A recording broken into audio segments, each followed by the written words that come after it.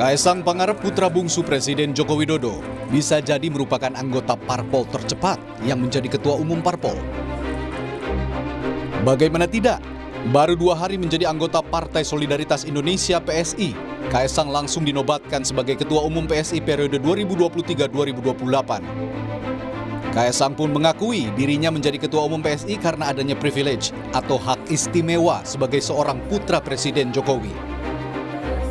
Oh, privilege. Ya privilege selalu ada, gitu aja. Ya privilege. Saya mengiyakan, kok masih diulang lagi. Analis politik menyebut citra Jokowisme yang melekat pada PSI diterjemahkan sebagai politik balas budi kepada keluarga Jokowi. Dengan demikian ini justru berbanding terbalik dengan citra PSI yang revolusioner. Karena PSI hanya mengulang kebiasaan parpol lama dengan melibatkan sosok tertentu yang punya kekuasaan dalam menentukan kebijakan. Apakah terjemahan Jokowisme itu dalam konteks ini adalah dalam konteks nilai-nilai, atau jangan-jangan memang adalah Jokoisme itu ya, seperti sering diplesetkan juga kalau kita lihat di sosmed oleh teman-teman PSI sendiri, yang kemudian diterjemahkan secara konkret malah dalam konteks ya memang bagian dari keluarga Jokowi sendiri. Karena kalau itu yang terjadi menurut saya juga itu catatan kritis yang selama ini sering dialamatkan kepada partai-partai lama terkait dengan keputusan sosok tertentu dalam sebuah partai. Saya takut kemudian ini jadi role model buat partai-partai untuk kemudian berbicara siapa yang anaknya presiden memang privilege-nya lebih. Saat ditanya konteks Pilpres 2024, Ketua Umum PSI yang baru Kaesang Pangarep pun belum mau menjawab arah dukungan partainya untuk salah satu bakal capres. Pilihnya yang mana? Ya nanti. Kebetulan kan keduanya sudah datang ke podcast saya juga, sudah ngobrol secara pribadi juga. Nanti balik lagi kita akan lihat aspirasi-aspirasi dari DPD, DPW mengarahnya kemana. Kini publik menanti gebrakan apa yang bisa diberikan seorang pemuda bernama Kaesang di PSI. Jangan sampai PSI menjadikan Kaesang ketua umumnya hanya karena partai ini diasosiasikan fans club dari sosok Jokowi. Tim Liputan, Kompas TV, Jakarta. Saudara, setelah Kaesang didapuk jadi ketua umum PSI, kemana arah dukungan bakal capres? Apakah ke Prabowo Subianto atau ke Ganjar Pranowo? Kita akan bahas bersama pakar politik dari Universitas Diponegoro Semarang, Jawa Tengah, Teguh Yuwono. Selamat sore, Mas Teguh. Selamat sore, Alisan. Mas Teguh. Alhamdulillah, Mas Teguh, setelah Kaesang jadi ketum PSI, ini menambah daftar anak presiden jadi ketum parpol. Sebelumnya ada Megawati Soekarno Putri, ada AHY juga. Apa catatan kritis Anda soal ini? Kalau dilihat dari tradisi budaya politik kita, saya kira ini bukan sesuatu yang baru ya, bahwa ada proses bagaimana anak-anak tokoh politik kemudian masuk di dalam proses jaringan politik, kemudian memiliki peran di dalam pengambilan keputusan politik. Hanya tahapannya berbeda-beda ya, ada yang cepat, kemudian ada yang lambat, prosesnya agak lama, kemudian baru selama diungkap, kemudian didorong, kemudian dipromosikan, kayak misalnya Puan Maharani, butuh waktu yang panjang untuk kemudian menjadi ketua DPR RI. Kemudian yang lain saya kira juga cukup panjang kayak AHY. Mas Teguh, tapi yang jadi pertanyaan Mas Teguh, ya. PSI ini kan brandingnya partai anak muda dan partai visioner. Tapi ini seperti pengulangan seperti partai-partai sebelumnya.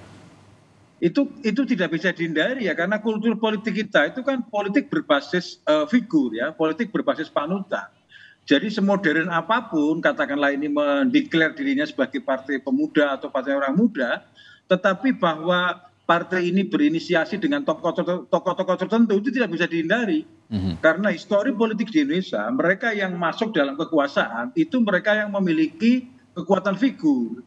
Jadi kita lihat bagaimana ketika SBY jadi presiden, ketika Megawati jadi presiden, itu kekuatan figur yang nggak bisa dihindari. Artinya tidak ada bedanya PSI dengan partai-partai lain ya?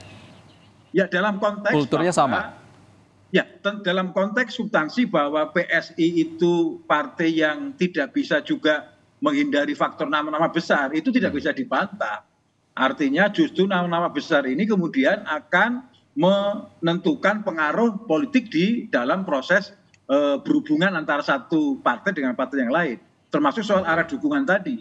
Jadi sebetulnya kalau bicara substansi, sebetulnya perilaku politik ini kan mirip-mirip sebetulnya. Hanya sekarang ini kebetulan ini isinya orang-orang muda, kemudian bahkan baru kemarin menjadi anggota, kemudian langsung promote menjadi ketua umum. Ini tentu tidak akan bisa seperti itu kalau di belakangnya tidak ada nama besar. Kalau katakanlah Kaisang itu pemuda biasa, Kaisang tidak ada hubungannya dengan Jokowi, Kaisang tidak ada hubungannya dengan Presiden, tentu tidak akan Kaisang seperti ini. sendiri juga mengatakan seperti itu, privilege ada. Dan juga ada pendapat ini strategi Joko Widodo menyebar telur di keranjang berbeda. Benarkah?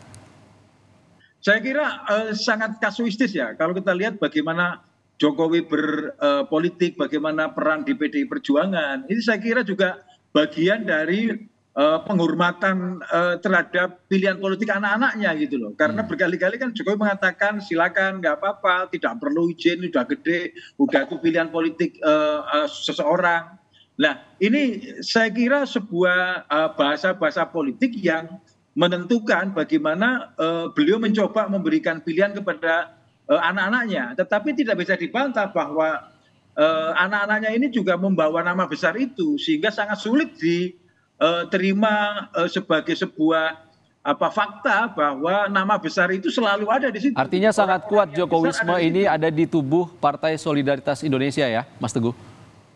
Oh iya, kalau dilihat bagaimana PSI selama ini dekat dengan Jokowi, bagaimana mereka membangun kalau kita lihat histori dari awal kan memang kedekatan PSI dengan Jokowi kan tidak bisa dibantah ya. Orang mengatakan bahwa banyak yang berafiliasi ke Jokowi, termasuk barangkali pilihan-pilihan politiknya nanti tentu akan terpengaruh juga. Jadi soal apakah figurnya lari ke PDI Perjuangan atau lari ke Gerindra, itu sangat dipengaruhi. Itu yang jadi pertanyaan Mas Teguh. Setelah jadi ketua umum, apa yang akan dilakukan, kemana arah dukungannya? Apakah ke Prabowo atau justru ke Ganjar, mengingat ayahnya Joko Widodo adalah kader PDIP? Ya, pertanyaannya ada enggak opsi ketiga tadi, Ganjar dan Prabowo bergabung? Kalau Ganjar dan Prabowo bergabung kan selesai ini, PS ini udah jelas kemana. Nah yang jadi masalah adalah kalau kemudian Ganjar punya tadi wakil sendiri kemudian tetap berangkat, kemudian Prabowo juga tetap berangkat, artinya mereka tidak satu poros. Nah ini saya kira menjadi sebuah relasi yang barangkali bagi Kaisang mungkin lebih mudah ya, karena kelihatan di sini Kaisang kan seperti tidak terikat dengan PDI Perjuangan. Pilihan dia memilih partai PSI kemudian menjadi ketua umum sebetulnya ingin menunjukkan bahwa saya berbeda dengan saya bisa menentukan jalan saya sendiri. Artinya bisa saja misalnya pilihan-pilihan PSI itu tidak sama dengan pilihan-pilihan PDI Perjuangan. Kalau tidak terikat artinya dia masih punya kemungkinan untuk menentukan arahnya. Kalau kita bicara kondisi saat ini kan ada 3 poros. Ganjar, Prabowo, dan Anies. Perspektif itu, ya sebentar, kalau dilihat dalam perspektif 3 poros itu, artinya yang paling memungkinkan poros PSI kan cuma 2, antara Prabowo atau Ganjar. Yang ke Anies kan agak sulit ya masuk ke sana. Tetapi kalau melihat bagaimana keluarga ini berpolitik, bagaimana Jokowi membangun komunikasi di antara anak-anaknya, itu kan sebetulnya pilihan-pilihan itu sangat memungkinkan, bahkan termasuk ke Prabowo sekalipun, karena kan tampak sekali dengan dia masuk ke PSI, kemudian menjadi sebuah move politik, menjadi sebuah barangkali orang merasa ini agak aneh, bapaknya partai tertentu, anaknya berbeda, dan itu mungkin dilihat sebagai sebuah hal-hal baru ya, budaya baru dalam demokrasi kita, bahwa dalam satu keluarga tidak boleh dan tidak harus satu partai politik. Ini saya kira sesuatu yang menarik.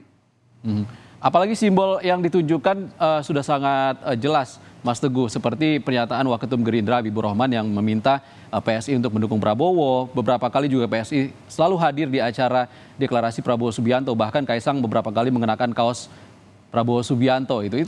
Apakah ini sinyal yang sangat jelas arah dukungan Kaisang dan PSI?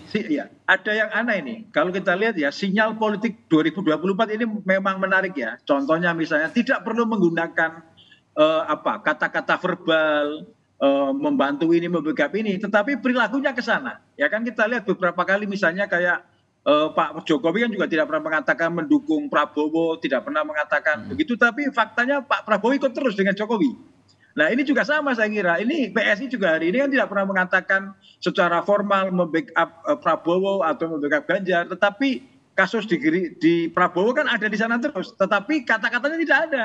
Jadi saya kira ini mulai menarik di politik kita ya dalam perspektif komunikasi politik. Politik kita mungkin tidak menggunakan statement lagi, tapi menggunakan tindakan, sinyal-sinyal perilaku gitu loh. Nah ini tinggal kecerdasan pemilih di dalam menentukan arah politik kemana. Tetapi saya kira nanti mendekati waktu-waktu tertentu ketika sudah era yang harus keluar, saya kira akan keluar partai ini kemana, karena hampir nggak mungkin kalau partai politik itu netral. Kalau sinyal-sinyal yang tadi setelah muncul, Anda melihatnya Ganjar atau Prabowo, PSI akan kemana? Kalau saya lihat memang kalau dari kecenderungan kemarin sempat mendukung, kemudian menarik, kemudian sekarang netral lagi. Saya kira kok sangat tergantung bagaimana keluarga Jokowi ini ya menentukan pilihan ya. Jadi kalau rubiang-rubiungnya kan kelihatan, tetapi kalau pilihan saya kira akan menjadi menarik ya di dalam keluarga Jokowi. Jadi politik kita saya kira akan menarik di dinamika bagaimana Jokowi families ini menentukan masa depan Pilpres kita. Baik, terima kasih Mas Teguh Yuwono, pakar politik dari Universitas Diponegoro Semarang sudah berbagi pandangan di Rumah Pemilu hari ini. Terima kasih Mas.